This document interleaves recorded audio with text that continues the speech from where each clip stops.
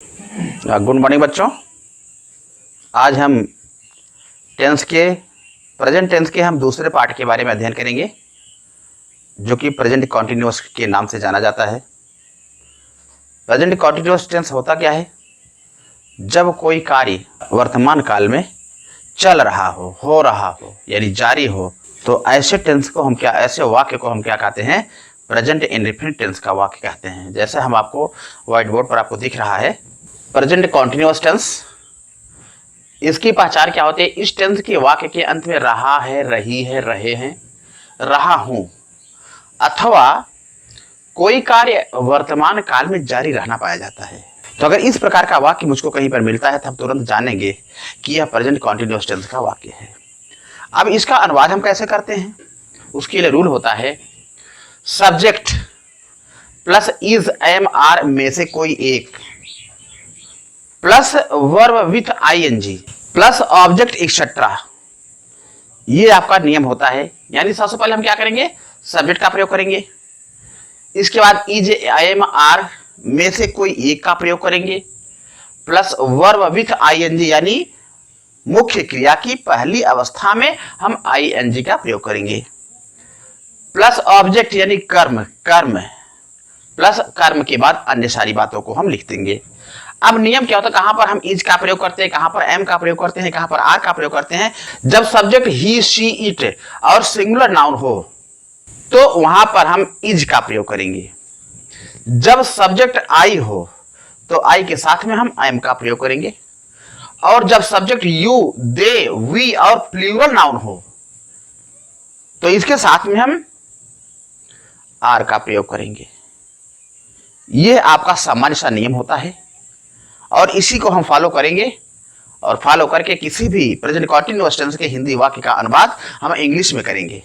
आइए देखते हैं, हम कुछ एग्जांपल हम आपको देते हैं। जैसे राधा अपने पति को फटकार रही है।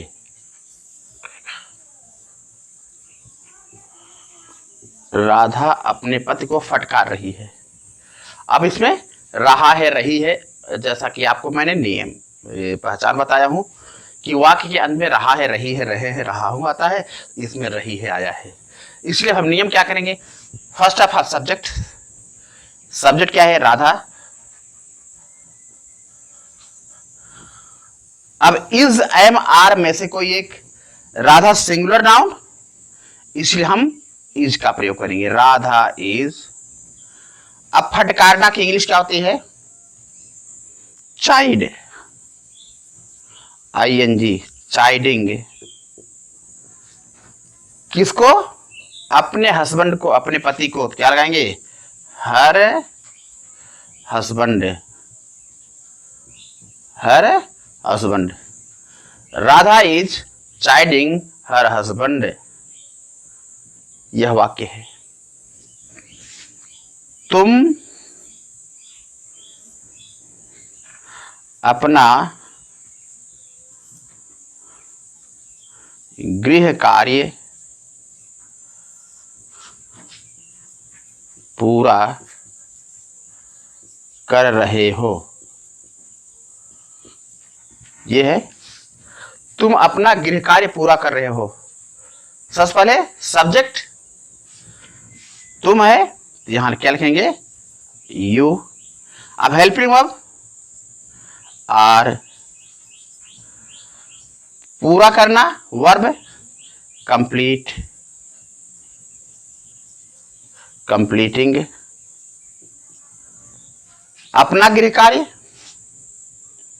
Your homework.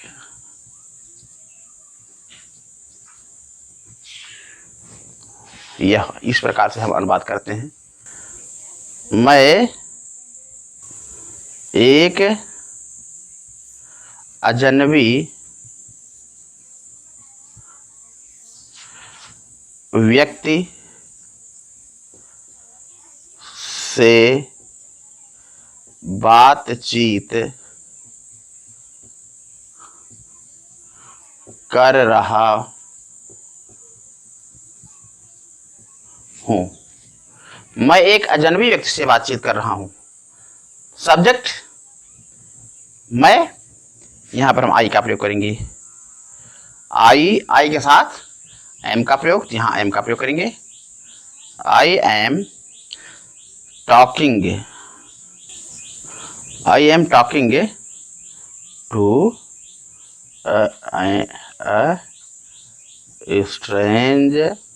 स्ट्रेंज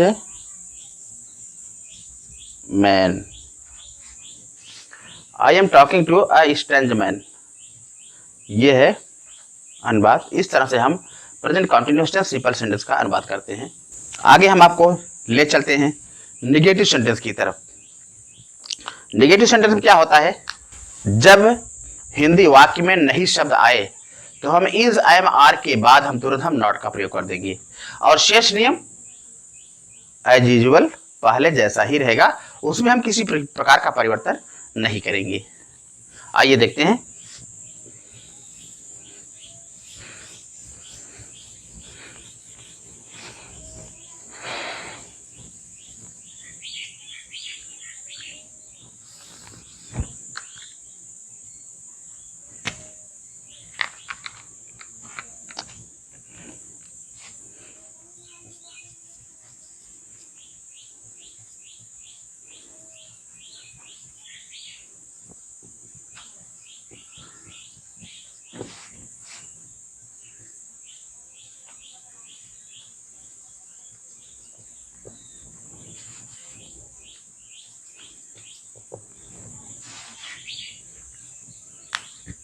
एग्जाम्पल देखते हैं।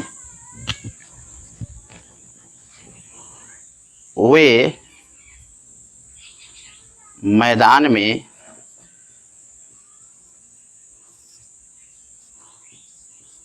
एक क्रिकेट मैच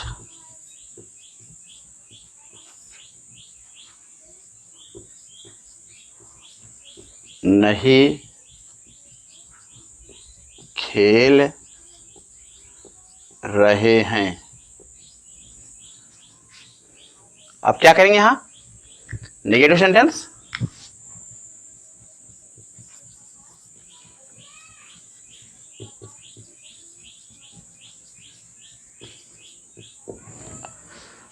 वे मैदान में एक क्रिकेट मैच नहीं खेल रहे हैं, क्या लगाएंगे, they are not playing, verb with ING.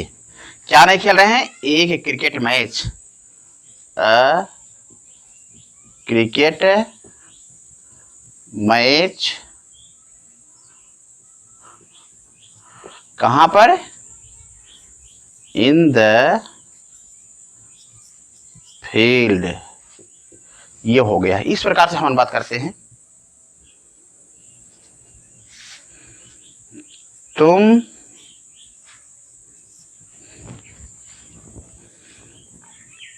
एक लड़के का अपहरण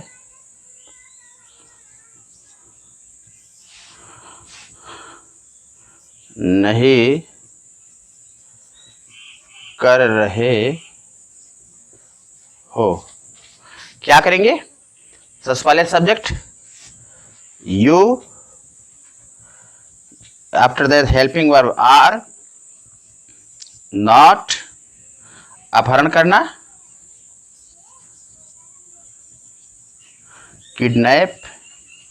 किडनैपिंग किसको, अ बॉय। ये है नेगेटिव सेंटेंस। इस प्रकार से हम नेगेटिव सेंटेंस का अनुवाद करते हैं। आइए हम इसके बाद प्रेजेंट कंटिन्यूअस के अगले स्टेप पर यानी इंट्रोगेटिव सेंटेंस की तरफ चलते हैं। जैसे मैंने आपको पहले बता चुका हूं कि इंट्रोगेटिव सेंटेंस दो प्रकार का होता है, एक yes no type interrogative sentence, दूसरा होता है डब्ल्यूएस टाइप इंट्रोगेटिव सेंटेंस। ये दो प्रकार के होते हैं इंट्रोगेटिव सेंटेंस। पहला होता है yes no type interrogative sentence, दूसरा होता है डब्ल्यूएस टाइप इंट्रोगेटिव सेंटेंस।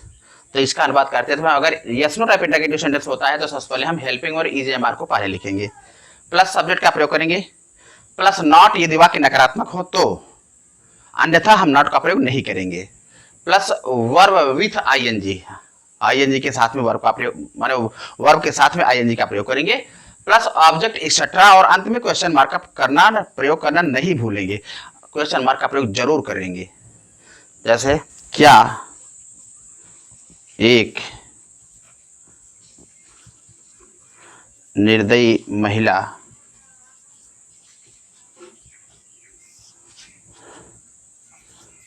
एक छोटी बच्ची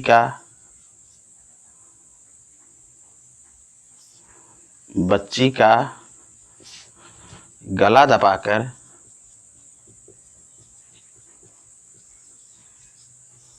हत्या नहीं कर रही है। ये क्वेश्चन मार्क देखिए, ध्यान से थोड़ा देखिए। क्या एक निर्दयी महिला एक छोटी बच्ची का गला दबाकर हत्या नहीं कर रही है? अब क्या करेंगे? सबसे पहले प्रश्नवाचक शब्द क्या वाक्य पहले आया, इसलिए मैंने बताया था आपको, जब प्रश्नवाचक शब्द क्या वाक्य पहले आता है तो उसका अनुवाद करते समय हम क्या करते हैं? इज एम आर का प्रयोग वाक्य के शुरुआत में करेंगे, इसके बाद सब्जेक्ट का प्रयोग करेंगे। आइए हम देखते हैं सब्जेक्ट में क्या है, एक निर्दयी महिला। अब इसके अंग्रेजी, एक निर्दयी महिला की इंग्लिश क्या होती है? Merciless lady. और इसके पहले हम इज एम आर में से कोई एक लगाएंगे, यहां क्या करेंगे? इज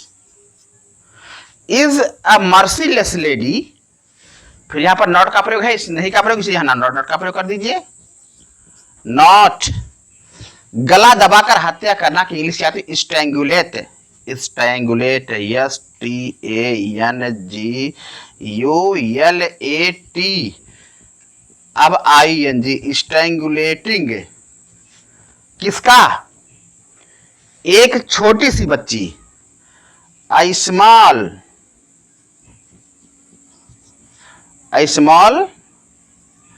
चाइल्ड, अंत में क्वेश्चन मार्क। ये हो गया, समझ में आया? दूसरा, क्या मैं तुमको तुम्हारे जन्म से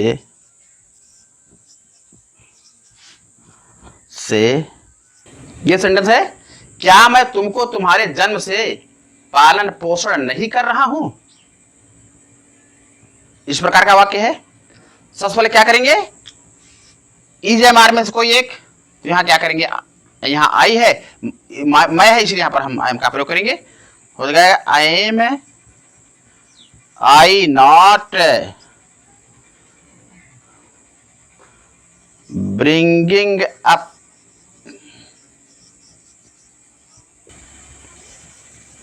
up to you from your birth।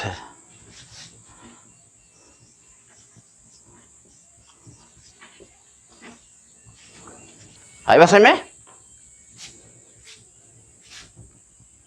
यह है, इस प्रकार से हम बात करते हैं। आगे हम बताते हैं आपको WH टाइप इंटरोगेटिव सेंटेंस। कुछ लड़कियां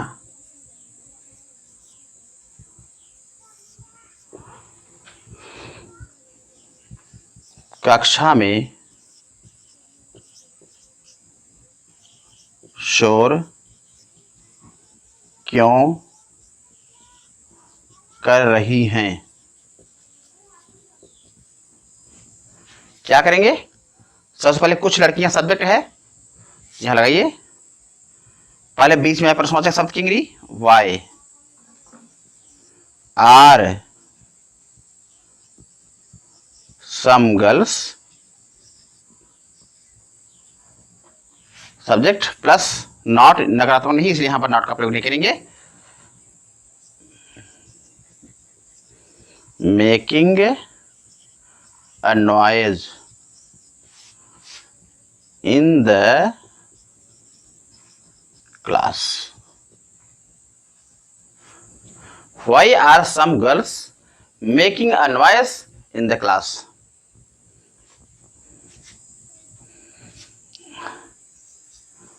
इस घने जंगल में एक शिकारी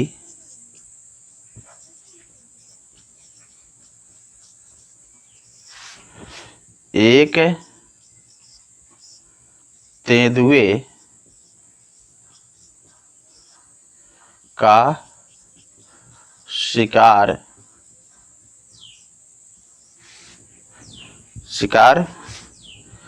कैसे कर रहा है? कैसे कर रहा है? अब क्या करेंगे? सबसे पहले बीच में प्रश्नवाचक शब्द की अंग्रेजी how. Is a Hunter hunting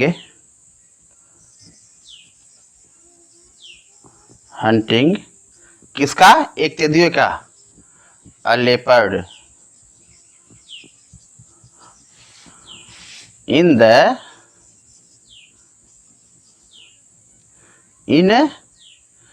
this thick forest.